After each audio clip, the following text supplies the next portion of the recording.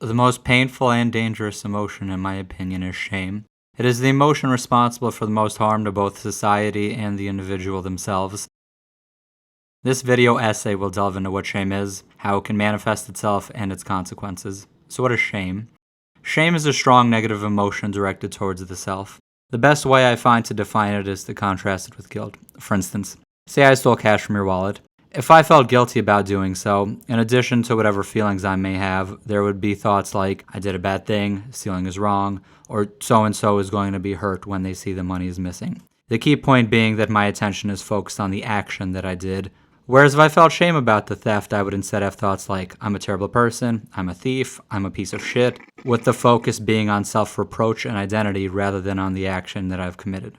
Here's an example of shame. Many moons ago, my friend, we'll call him John, rented a room in a house. John was living with 3 female roommates in a strictly platonic situation. Being a young man in his early 20s, John would indulge himself whenever opportunity arose. One day, he had a bit of extra time before work and decided to bust a nut. The ideal way to dispose of the evidence would be to flush it down the toilet, but going to the bathroom would have required him walking past the rooms of 2 of the roommates, which wouldn't normally be a problem, but given that the tissue was still dripping with semen, he wasn't eager to put it in his pocket. So instead he opted to go downstairs and bury it at the bottom of the kitchen trash can. Fast forward 10 hours and John walks through the door to see his 3 roommates sitting in the living room. Roommate A, with a disgusted look on her face, says, "John, you won't believe what I found today." Roommate B chimes in, "It was disgusting." His face turned white. He rushed the conversation to an end and scurried upstairs. Sitting there on the edge of his bed, the walls began to breathe. His mind was breaking down. Psychosis. His thoughts consisted of vicious self-reproach. You're disgusting. You should kill yourself. Everybody knows. When the mind is subject to that degree of agony, it starts to break down. A few hours had passed and he managed to compose himself enough to walk downstairs. He mustered up the courage to ask roommate A what she was referring to earlier. It turns out the cat had pooped in some obscure corner a million years ago and she had found a fossilized turd. The focus on shame has 3 distinct consequences. Firstly, egocentrism. You see, the focus on self-reproach and identity, such as, I'm a bad person, is intrinsically egocentric. Returning to the example of where I stole money from so-and-so, even though so-and-so has lost money, there's not an ounce of regard for his suffering or inconvenience in my mind. Rather, the focus is on, I'm a bad person, or I'm disgusting, or taken to the extreme, I should kill myself. Or if the person is able to project that energy outwards, it turns into some act of immorality or evil like, you made me feel ashamed for my theft. Now I'm gonna kill you. The key point is that it's egocentric. What matters isn't the action that I've committed or that the person is hurt. It's that I am a bad person or whatever. Secondly, shame has no obvious solutions.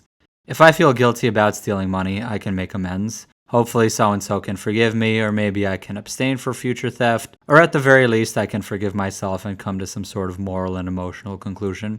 What's the straightforward solution to shame? How do you change the mental narrative of I'm a bad person? Sure, the belief may stem from some real-world actions, but it is fundamentally an abstract belief, and as such is much harder to correct than real-world actions. The third consequence is that shame leads to pride. This will be discussed in great depth in a later video, but the gist of it is, when a person chronically feels shame and believes that they are in some way fundamentally bad or disgusting or whatever, there will almost always be a rejection of self. The mind cannot cope with the belief that it is fundamentally bad, so it constructs a second identity. This second identity requires near constant external validation and must be viciously protected with pride. The pride serves as a sort of dam between the conscious mind and the extreme amounts of shame and self-hatred the person feels. This goes by some pretty cool names like narcissism, pride, vanity, and so forth. So how do you come out of shame? I think there are quite a few tools in your tool belt. The 2 biggest that I would advocate for from the get-go are therapy and meditation. While time-consuming, those really are the bread and butter of mental healing and growth in my opinion. There are of course many other helpful techniques and activities, including reframing language, such as when you catch a shameful thought like, I'm a fuck-up or I'm a loser. You can try reframing it in terms of action. What activities did you fuck up? What activities did you lose? This can help reorient the mind to seeing reality as it is, rather than through the lens of self.